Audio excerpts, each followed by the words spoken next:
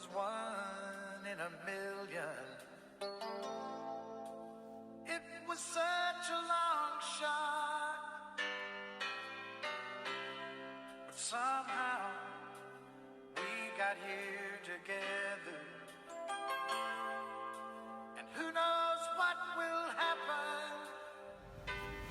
So we thought we were going to be pretty decent the next year, and Bauer goes out and tears up her knee during basketball. So we're thinking, oh my God, what are we going to do next year? So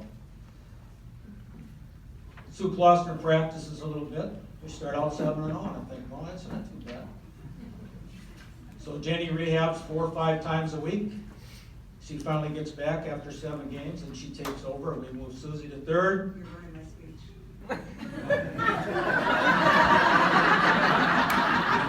We moved Klossner to third, and put Kristen Shipp full-time DH. And Kristen hit like 500 the rest of the year, so that turned out pretty good. The 93 team had everything. We had awesome pitching. We had an awesome catcher. She caught every game for like 3 seasons straight, never a break. Called almost all of the game. Once in a while I'd say, Robin, Robin. But she called almost everything. In the championship game, Peters was horrible. She batted .800, stole 3 bases, and didn't sell much popcorn.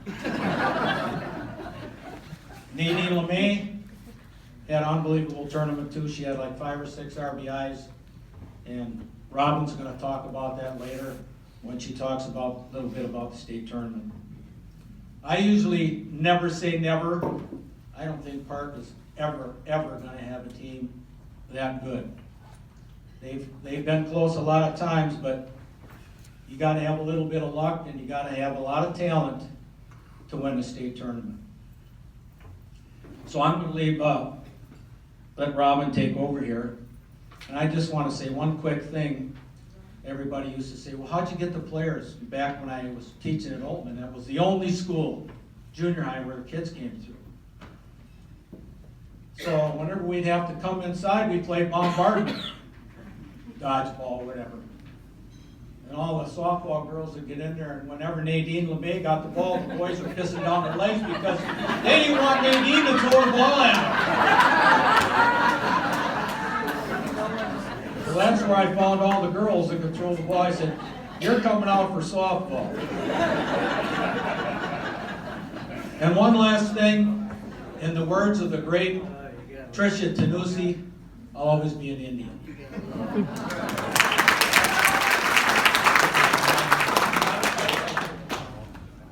Well, since this is a team that's being inducted, I need everybody to come up here. I'm not doing this by myself.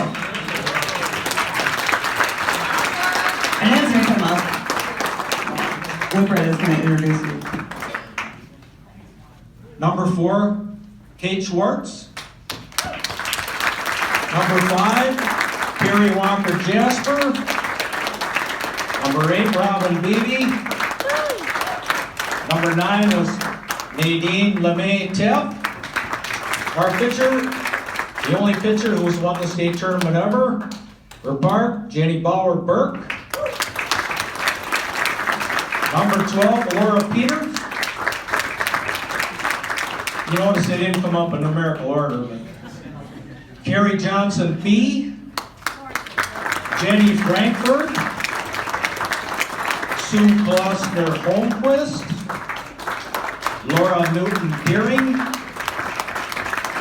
Kristen Shipp Jarrett. That's French Canadian. Julene Zimmerman Gaspard. Tiffany Shire Foreman. Nicole Sylvester Davis. Kathy Cranford Hancock. And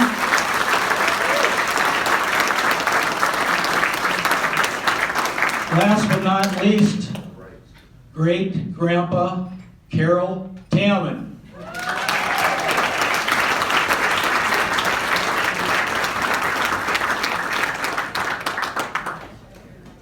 Carol was the smoozer. When things weren't going right, he smoothed everything over. Come on up here, Grandpa.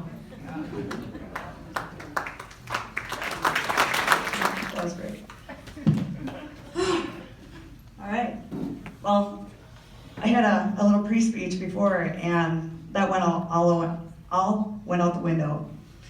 My name is Robin. Last name is Beebe. I'm the catcher of the 1993 State High School softball champions. You probably now know me as the annoying girl that stood up during Bill Kimmel's speech and clapped because he didn't announce our team. So, one more shout out. I'm going to pay reference to Dick Burke, who is no longer with us. So I just want to say thanks to Dick Burke in heaven for watching all over us right now, and I hope you're proud of us. All right, so please bear with me. The year was 1992, and we were all playing on the biggest stage of our lives so far. At this time, we were only between 14 and 17 years old. We played all over the country together in national tournaments, but this was the big one. This was the Minnesota State Tournament, and this was the championship game. We lost this very close game to Richfield, only 2-1, but that's not where our story ended. It's this, where our story has started. The odds against a team returning to the state tournament, let alone a championship game, they're very slim. So, with my hand shaking, I need to give you a brief background on why I think this team was so successful. I mentioned that we traveled around the country together playing in national tournaments. We had traveled to states like Texas, Colorado, Indiana, and Tennessee, all in buses. It was during these times that we forged our bond together, creating not only deeper friendships, but our sisterhood too. We enjoyed watching horror movies and then going to the Wampa House in Great Cloud Island to scare ourselves silly. But we also had superstitions. For example, when we were in Tennessee one year, we literally played all day because of the rain delays, and we were there past midnight.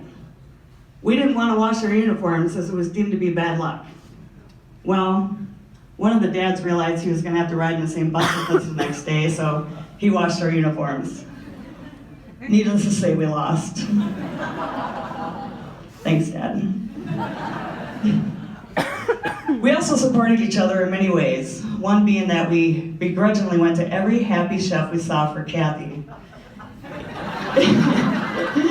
Even though we think she only liked to push the button to hear the guy talk, because it was not about the food. Or we had to make sure Laura was okay before we started laughing hysterically while horseback riding in Colorado as her horse decided to lay down and roll over, trying to buck her off his back. Remember that. And there's some girls who had to jump over beans and cornfields after their van broke down on our way to South Dakota, and they had to ride in a rented van already pre-named Virgil. It looked like a serial killer van. We also thought we were going to bond in jail when we were pulled over by the police after toilet paper in Dick Burke's house. We had our little suspicions that Dick called the police on us to give us a scare, but told us to go easy on us. God, we really enjoyed toilet papering houses. And then we kind of dabbled in saran wrap and shaving cream. Sorry, we're wet. So that's a lot of fun stuff and bonding memories. We feel very, very blessed that we had such a talented team to be able to qualify for these tournaments and travels. We will be forever grateful to our parents and our families for providing us with the money and the support to pursue these opportunities. I moved to Cottage Grove in 1988, and I was a bit of a shy, socially awkward kid who had a hard time fitting in right away. Some things weren't easy for me, and softball was my saving grace, my sanctuary. And after talking to some of the other girls on the team this week, it was brought to my attention that they felt the same way. We truly were friends, sisters. It didn't matter what was going on. We totally stuck by each other's side. So that's when I met these girls at this age. They already had that friendship together because they grew up together, and they didn't have to let this awkward girl be a part of them, but they did. Why am I telling you this? Well, some people will say that defense wins championships, And some people say, no, it's who's on the mound. Well, I will tell you what wins championships. It's the togetherness, the tenacity, and the grit. The ability to pick someone up when it's not their day. So now, fast forward, it's 1993. The odds are still stacked against us, especially returning to the state and the championship game. But now we have a Park High voodoo doll, and it's being attacked. We had our ace pitcher, Jenny Bauer, go down in the early winter to a torn ACL. What do? Well, we would do what anyone else would do, and we would adopt a Kenny Rogers song that says, when you put your heart in it, it can take you anywhere. So we ran with it. So behind the pitching of Sue Klosner, our stellar defense, and the fact that everyone on the team hit over 300 that season. Let me repeat that.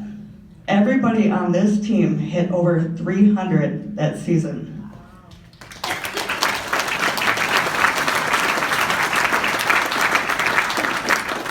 So now, we won our conference, and we're headed back to regions. 1 second. Thank you. So, remember when I used the words tenacity and grit? Well, now Jenny Bauer is back on the mound. She and Adrian Peterson are the only two people I can think of who had recovered back quickly from this surgery. And now we have our team back. By no means did we breeze through the regional tournament, but we did win it, and now we're back to what is now the biggest stage of our lives. We are back in the state tournament. In those words of Kenny Rogers that were still running through our heads, we knew it was 1 in a million. It was such a long shot, but somehow we got here together, and who knows what will happen. Anything can happen. We won our very first game against Osseo, very competitive, in the quarterfinals to send us to the semifinals against Hopkins and their ace, Britt Hall. She was one of the top pitchers in the state at this time. It was said that this should be the championship game and that whoever scores the first run is gonna win. Well, we didn't score the first run, and now we're shaking in our cleats. It was a scoreless game up until the 4th inning where Hopkins scored, and then Kathy Broadcourt, she busted the bats open in the 5th inning with a base hit. Nadine doubled off the fence, and she scored Kathy. And then Nadine, who has never stolen a base in her life, she stole third. Carrie Walker bunts, gets out, but she scored Nadine, and now we are in the lead 2-1. Well, needless to say, our bats stayed hot, and we never looked back. We won that game 7-1. Now we're back in the championship game.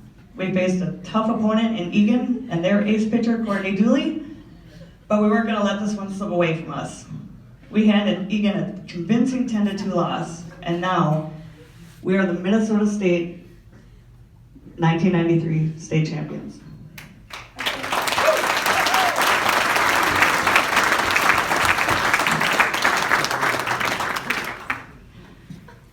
So this was back when there was only 2 classes. We only had Class A and AA, and I believe now they have added 3A and 4A, maybe if not more. So I can honestly say we were truly the best team in Minnesota.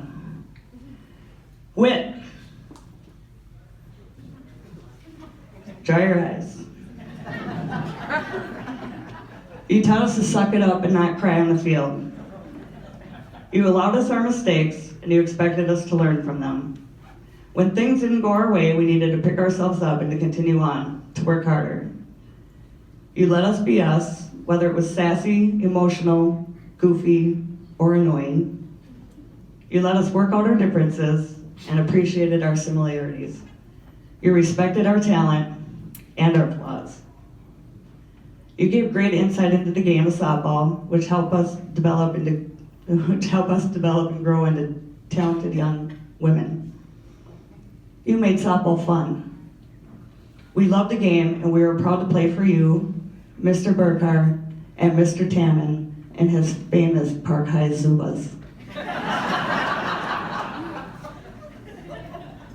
Finally, I think I can say that on everyone's behalf, the lessons on and off the field the friendships created because we were on the field, the coaching that took place, and the comfort and support of each other's family has shaped us into the fierce women that we are today. I will never forget the day we won state. It will be forever etched in my memory. But my friendships with these intelligent and athletic women will be engraved in my heart forever. My friends, my sisters. So even though this is 25 years ago, standing here today, it really feels like we have not skipped a beat. And if I could say one more thing. I said a boom, chicka boom! I said a boom, chicka boom! I said a boom, chicka rocka, chicka boom! Uh-huh. Thank you, everybody. And who knows what will happen? Anything can happen. Anything can happen. Anything. If we keep getting better. And we keep on believing. When you put your heart in it, it can take you anywhere. Who's to say